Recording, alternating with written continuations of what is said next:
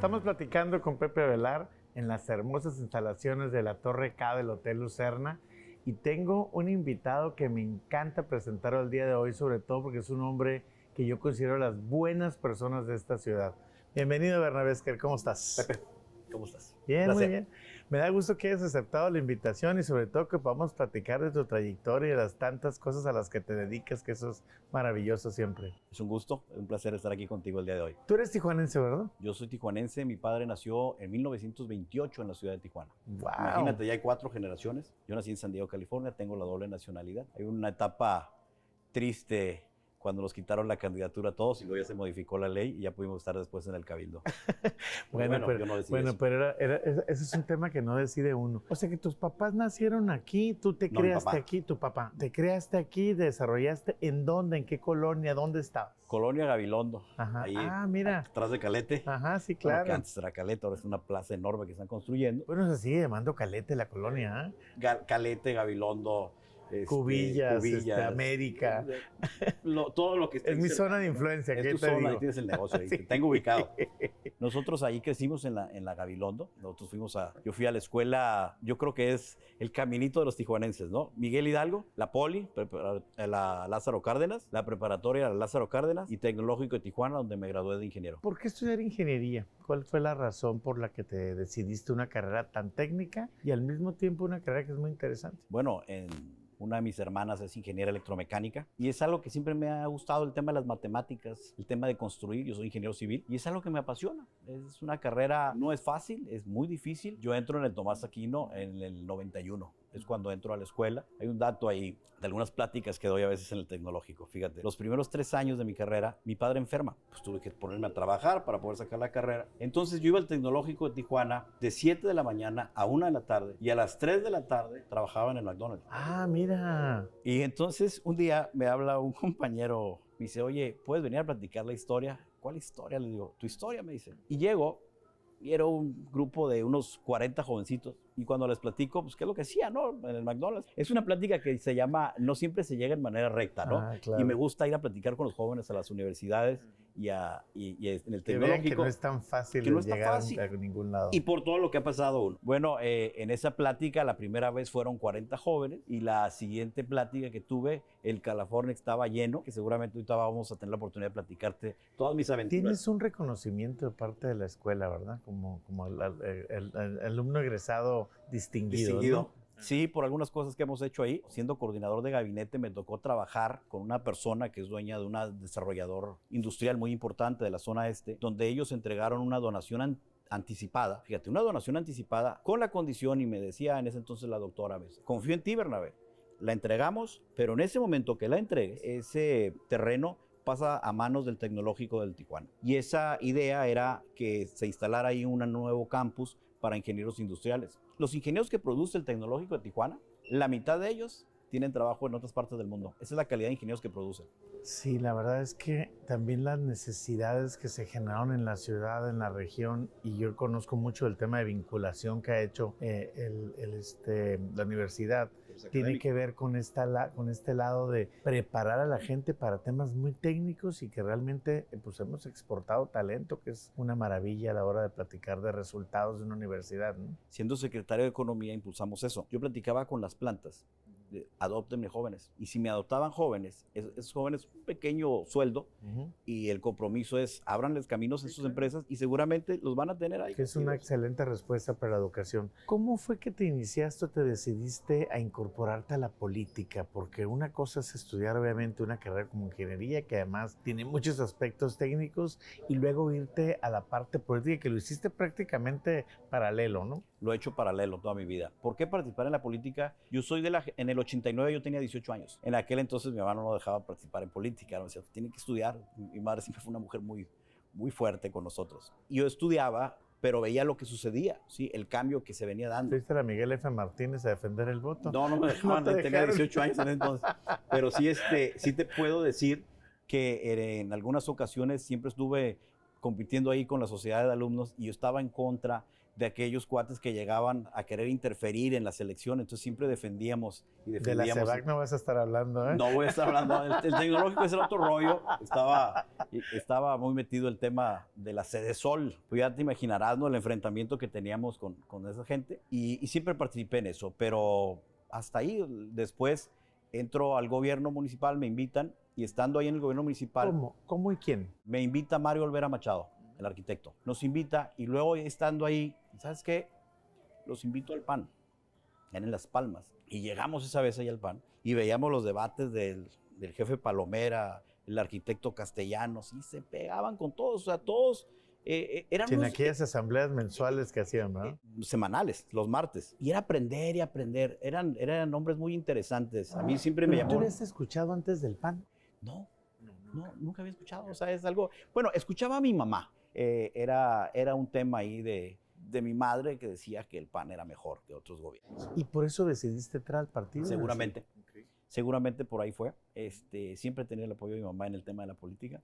Mi papá siempre fue muy reservado en ese tema. Cuando decidimos entrar ahí, empezamos a avanzar muy rápido y me invitan a ser el encargado del control urbano más joven que había habido en la historia. Entonces, cuando yo llego ahí a control urbano... Un área muy técnica, por cierto. Muy técnica. Ahí es donde se autoriza todo lo que se construye, los permisos de operación, los usos de suelo, los fraccionamientos nuevos. Entonces, ya te imaginarás, era el boom de la vivienda en ese entonces. Y cuando llego yo ahí, alguien me comentó, aguas con esa silla, la del encargado de control urbano.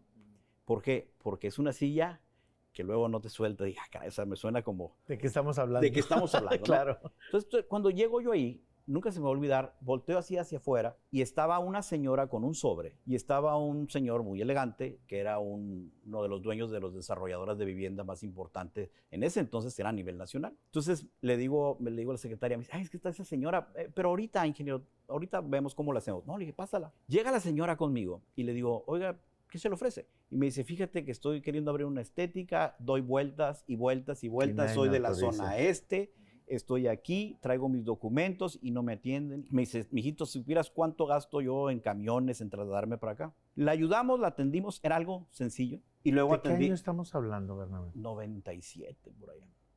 Se han pasado 25 años. Sí. Te digo una cosa, seguimos igualitos. Pero fíjate lo que pasó. Atiendo al desarrollador de vivienda, no, pues traigo atorado 140 licencias y lo vamos a atender, no se preocupe. ¿Qué pasa si mando las facultades a las delegaciones?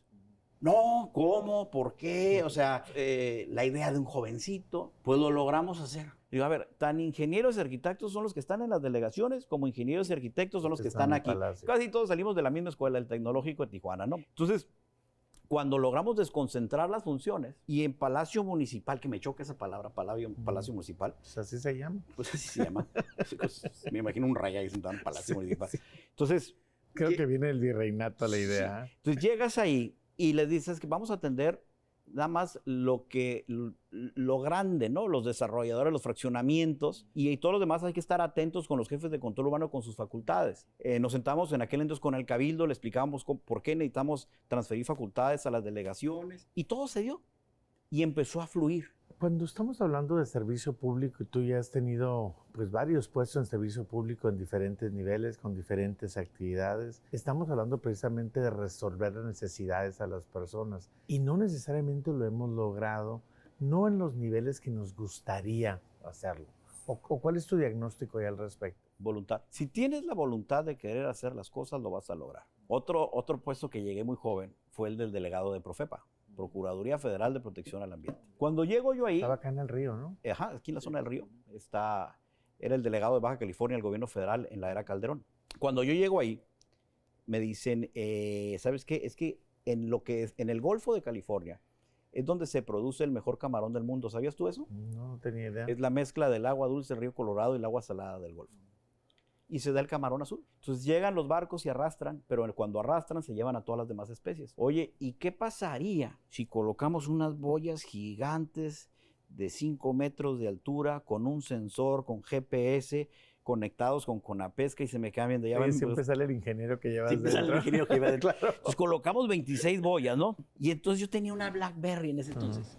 Y estaba conectado en Conapesca con el satélite y con los inspectores que tenía en Profepa y de la mano con la Marina los agarrábamos y estábamos en el área de protección de la vaquita marina. O sea, ahí otra vez llegó el ingeniero hacer el cambio, ¿no? Después me toca ser coordinador de gabinete. Bueno, síndico social, que fui el único, the one and only, y luego lo quitaron. Creo que es Fíjate que es un tema, yo tengo mucho tiempo hablando mal de la sindicatura, déjame reconocértelo, me parece que los síndicos nunca han podido hacer su papel de contrapeso en el gobierno municipal, a excepción de cuando tú estuviste, porque tú sí eres de un partido distinto al que había ganado. Me parece que cuando los ponen del mismo partido, no llegamos a ningún lado. Ser síndico era una responsabilidad muy grande. No era el no por el no.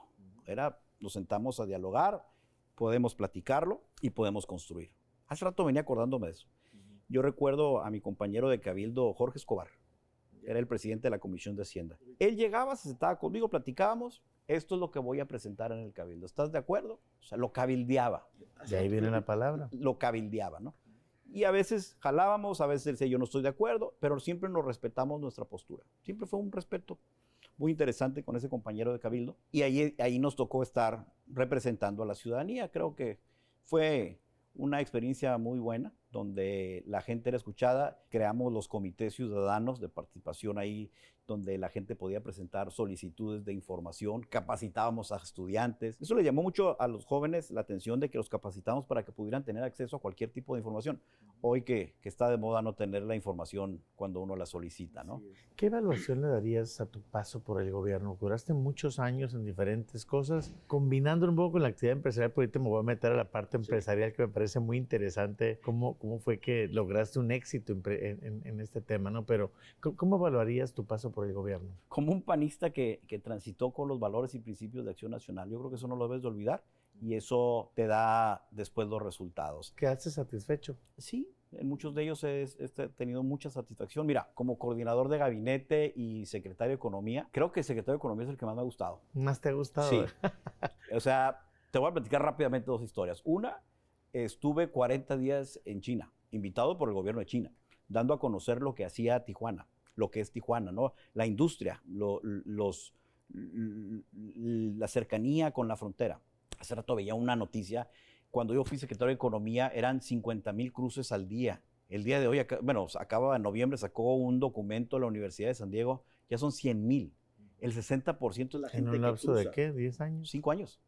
Es la gente que cruza a trabajar el 60%, y el otro es la gente que va de compras y los estudiantes que cruzan todos los días. Estuve en Beijing, en Wuhan, en varias partes. Pero como secretario de Economía, hicimos una relación muy, muy buena con el gobierno de San Diego. En ese entonces, el mayor de San Diego era Kevin Faulkner. Y lo acompañé una vez a Washington. Que además un alcalde bastante promotor. Un promotor, un republicano, ¿no?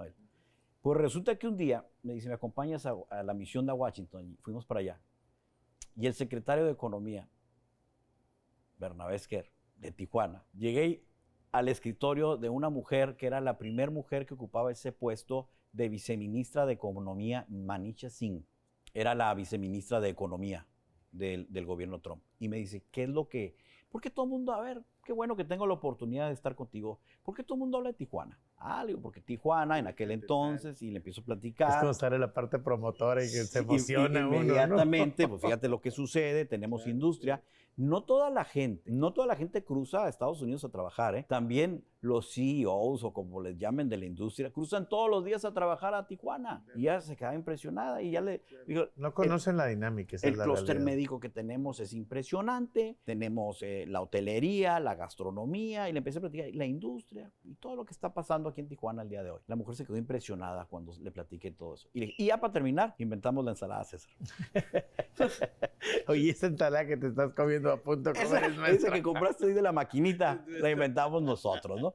Y te digo, ese puesto me fascinó todo lo que logramos hacer. Un dato interesante. Alguna vez tuvimos una reunión con el alcalde de San Diego y la alcaldesa de Chula Vista, Mari Salas. Me acompañaba Marcos Sotomayor, en ese entonces era el secretario de Seguridad Pública. Tengo entendido que hoy anda certificando CALEA. Siendo secretario de Seguridad Pública, lo contrataron los americanos y ahora anda trabajando. Pues nos presentaron un proyecto de drones. Chula Vista no tiene helicópteros, Chula Vista tiene drones. Y era un programa de Homeland Security.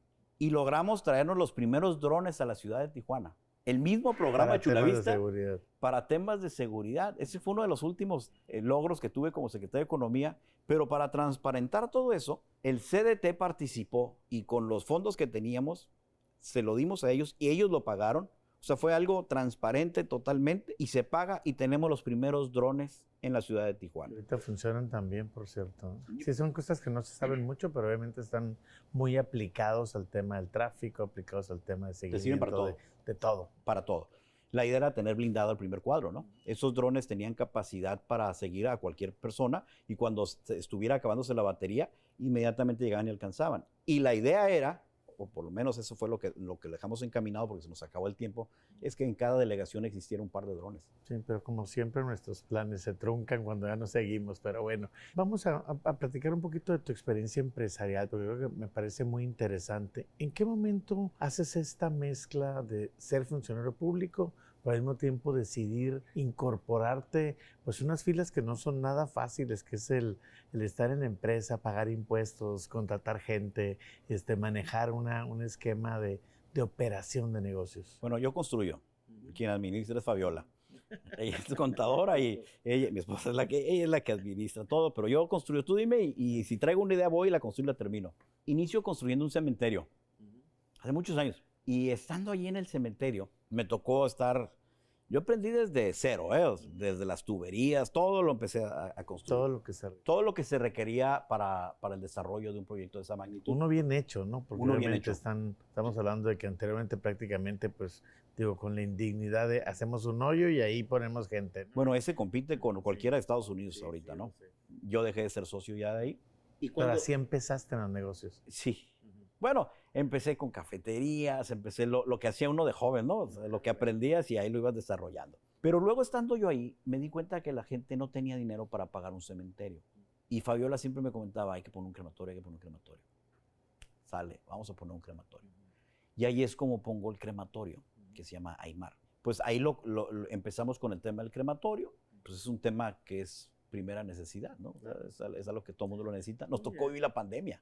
Oye, además la gente ya no, normalmente ya no entierra a sus muertos. Le gusta cremarlos. Es como, no sé si se puso de moda o fue un esquema de espacio, de tiempo o de qué, pero la gente decidió que era mejor cremar. Cuando yo recuerdo todavía a mi abuela, cuando le platicamos por primera vez la historia, dijo, no, a mí me entierran y me ponen con mi hijo y tal. Y ahora ya pues no diría que es una moda, es como una forma en que la gente ha adoptado para honrar a sus muertos, ¿no? Y la verdad es que es una opción económicamente mejor. Al final de cuentas es mucho más económico. La tendencia empezó hacia la cremación. Las iglesias lo empezaron a promover. De hecho, ¿cuántas iglesias en las colonias tienen ya sus nichos propios? Y la gente de la colonia, bueno, les gusta estar en su iglesia, ¿no? O de otras religiones. Pero es algo que fue accesible para las personas. ¿No te enfrentaste a un miedo en lo particular cuando entraste a ese negocio? Sobre todo por el tema de guardar el respeto a los muertos, el obviamente vivir el dolor de la gente, de alguna manera que se te transmitiera esa tristeza que la gente tiene cuando pierde a alguien. Sabes que nosotros lo vemos al revés. Fabiola y yo lo vemos como es una herramienta. Ya ese negocio se volvió nuestro hijito, ahí está, ¿no? Pero se volvió una herramienta de cómo poder ayudar.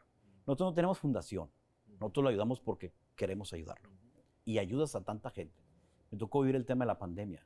El tema de la pandemia, yo siempre lo he dicho, que sacó lo mejor y lo peor del ser humano. Sí, definitivamente. Lo mejor, todo el que quiso ayudar. Y pues lo peor, pues ya sabemos, ¿no? El que quiso hacer negocio de cualquier cosa. Y a mí me toca vivir el tema de la pandemia. Yo me resistí a abrir mi negocio en la pandemia una semana porque no quería que mis empleados se me enfermaran. Porque estuve en una conferencia en aquel entonces con el secretario de Salud y nos decían, no tenemos nada, no hay información. No sabemos de qué se trata neumonía típica, y neumonía típica, pues no es una neumonía típica, no es normal lo que está sucediendo. Y ahí estuvimos, trabajando y ayudando a la gente. Todos los días me sonaba el teléfono y eran 2, 3 solicitudes de alguien conocido, papá, mamá, hijos. Fue algo muy difícil.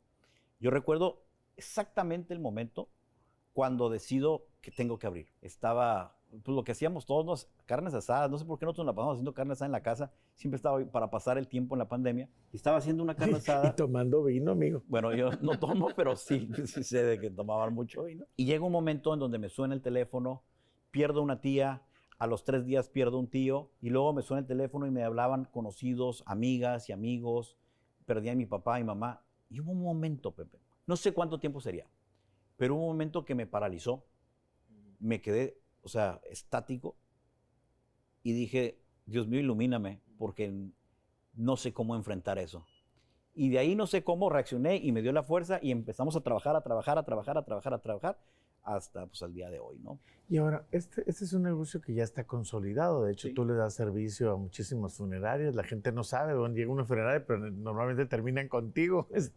Yo mismo te he pedido apoyo en estas actividades. Pero la verdad es que es un negocio que finalmente te permite ayudar a otra gente cuando realmente hay necesidades. Y yo sé que, aunque nos regañe Fabiola, están ayudando a mucha gente de repente sin necesidad de cobrar lo que deberían, ¿no? Ayudamos.